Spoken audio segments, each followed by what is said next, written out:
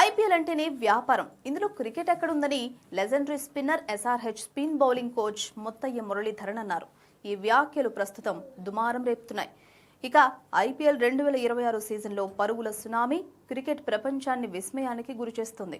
బుధవారం రాత్రి ముంబై ఇండియన్స్తో జరిగిన మ్యాచ్లో 244 పరుగుల భారీ లక్ష్యాన్ని సన్ రైజర్స్ హైదరాబాద్ మరో 8 బంతులు మిగిలి ఉండగానే ఛేదించడం చూస్తుంటే అసాధ్యం అనుకున్నవి అత్యంత సహజంగా మారిపోయాయని అర్థమవుతోంది.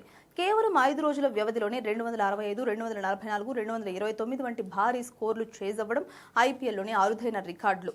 ఈ నేపథ్యంలో బ్యాటింగ్, బౌలింగ్ మధ్య అసమతుల్యతపై సర్వత్రా చర్చలు నడుస్తున్నాయి. బ్యాటింగ్ సరళి మారిపోయింది, ఇక బౌండరీలు వెనక్కి జరపాలా అన్న అంశంపై తాజాగా Sunrisers bowling coach spin దిగ్గజం ముత్తయ్య మురళీధరన్ ఇచ్చిన సమాధానం క్రీడా అభిమానులను ఆలోచింపజేస్తోంది. బౌండరీల దూరం పెంచడం వల్ల పెద్దగా మార్పు ఉండదని, అసలు సమస్య పిచ్లలో ఉందని మురళి అభిప్రాయపడ్డారు.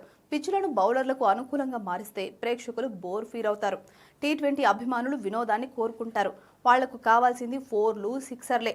ఈ టోర్నీని వినోద సాధనంగా చేశారు తప్ప క్రికెట్ అభివృద్ధి కోసం కాదు. ప్రస్తుతం ఇది ఒక భారీ వ్యాపారమని కుండబద్దలు కొట్టారు.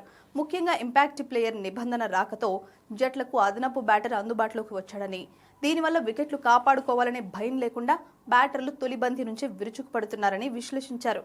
ఐపీఎల్ యాజమాన్యం సైతం ఈ నిబంధనను కనీసం 2027 వరకు కొనసాగించాలని నిర్ణయించడం వెనుక ఉన్న వ్యాపార కోణాన్ని మురళి స్పష్టంగా వివరించారు.